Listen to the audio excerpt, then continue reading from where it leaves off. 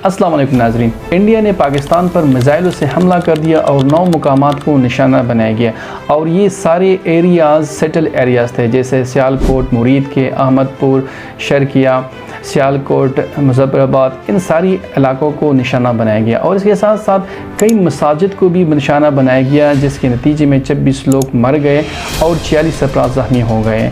और पाकिस्तान के 2 hydro projects नीलम और झेलम को भी निशाना बनाया गया। और ये हमला इसलिए किया गया है कि पिछले दिनों इंडियन ऑक्युपाइड कश्मीर में पहलगाम में एक दहशतगर्द वाक़या हो जाता है, जिसके नतीजे में कई इंडियन शहरी मर जाते हैं। तो चंद घंटों बाद इंडिया पाकिस्तान पर इल्ज़ाम लगाता है कि इस दहशतगर्द कार्रवाई में पाकिस्तान मुलव्वस है। तो उस टाइम भारत सरकार पर अवामी प्रेशर बढ़ जाता है और बताते हैं अपने सरकार को कि आपने अभी पाकिस्तान से बदला लेना है, आपने रिवेंज लेना है। तो इस रिवेंज के बदले के लिए अभी ऑपरेशन सिंदूर के ज़रिए भारत ने पाकिस्तान पर अटैक कर दिया और 9 मुकामात को निशाना बनाया गया है। अभी हम इंडियन विंग्स कमांडर की प्रेस कॉन्फ्रेंस सुन रहे थे, वो बता रही थी कि पाकिस्तान में ऑपरेशन सिंदूर के ज़रिए 9 मुकामात को निशाना बनाया गया है और वो अपनी प्रेस कॉन्फ्रेंस में 21 जगहों के बारे में बता रही थी कि यहाँ पर दहशतगर्द कैंप्स है, यहाँ पर पाकिस्तान दहशतगर्द को पाल रहे हैं, यहाँ पर इंडोक्ट्रिनेट कर रहे हैं, यहाँ पर उसको ट्रेनिंग दे रही है। तो ये सारे इल्ज़ाम तो बेबुनियाद है, क्योंकि पाकिस्तान पहले दिन से बता रहे हैं कि आप सबूत हमें दे दें तब आप बात करें। लेकिन हालांकि यहाँ पर पाकिस्तान में इंडियन की रॉ एजेंसी बहुत ज़्यादा मुलव्वस है और इसकी ज़िंदा जागता मिसाल गुलभूषण यादव है, जो यहाँ पर पकड़ा गया है पाकिस्तान में। मुख्तलिफ सोर्सेस के मुताबिक मुज़फ़्फ़राबाद सेक्टर में 70 इंडियन जेट्स और तकरीबन 25 से 30 पाकिस्तानी एयर जेट्स के दरमियान डॉग फाइट हो गई, जिसके नतीजे में 3 राफेल, 2 MiG-29 और 1 Su-30 और तकरीबन 4 ड्रोन्स तैयारे गिराए गए हैं। अब सूरत हाल ये है कि पाकिस्तान की सरकार पर भी अवामी प्रेशर आएगी, वो बताएगी कि आपने भी उनकी सेटल एरियाज़ पर हमला करना है और हिसाब बराबर करना है, उनकी जानें भी लेनी है। तो सवाल यहाँ पर ये उठता है कि आए ये लड़ाई कहाँ तक जाएगी?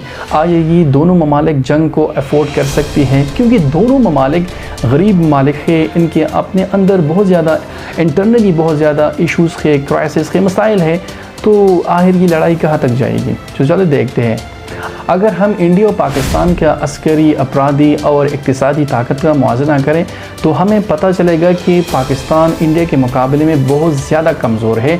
अगर हम इंडियन की फ़ोर्सेस को देखें, इनकी आर्टिलरी को देखें, उनकी टेक्नोलॉजी को देखें या उनकी अपराधी क़ुव्वत को देखें, तो पाकिस्तान बहुत ज़्यादा कमज़ोर है इंडिया के मुकाबले में। तो अगर ये जंग तवील हो गई तो पाकिस्तान के पास क्या ऑप्शन रहेगा? और अगर ये जंग तवील ना हुई तो पाकिस्तान का फ़ायदा होगा या नहीं होगा? अगर जंग तवील ना हुई तो इसमें पाकिस्तान के लिए फ़ायदा है, और अगर जंग तवील हुई तो फिर पाकिस्तान के लिए इसमें बहुत ज़्यादा नुकसान है और इसके असरात सारी दुनिया पर आएंगे, क्योंकि उस टाइम पाकिस्तान के पास सिर्फ एक ही ऑप्शन बचेगा और वो होगा न्यूक्लियर अटैक।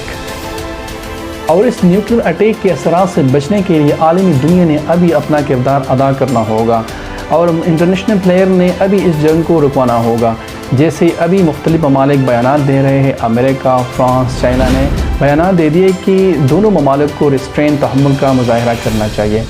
लेकिन इसी टेंशन के दौरान इजराइल के एम्बेसडर जो इंडिया में है, वो बताते हैं कि India have the right of self defence.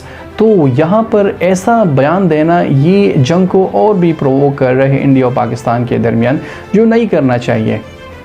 अब सवाल यहाँ पर ये उठता है कि पाकिस्तान और इंडिया के माबैन तो कशीदगी पहले से मौजूद थी, लेकिन इस कशीदगी में मुसलसल इजाफा होता गया है जैसे ही बीजेपी की गवर्नमेंट आई है। और इसकी सबसे बड़ी वजह बीजेपी की आरएसएस आइडियोलॉजी है, फासिस्ट आइडियोलॉजीज़ है, और इसके साथ साथ गोदी मीडिया है जो मुसलसल प्रोपेगेट कर रहे हैं, प्रोपेगेंडा कर रहे हैं मजहबी बुनियादों पर मुसलमान और हिंदू के दरमियान।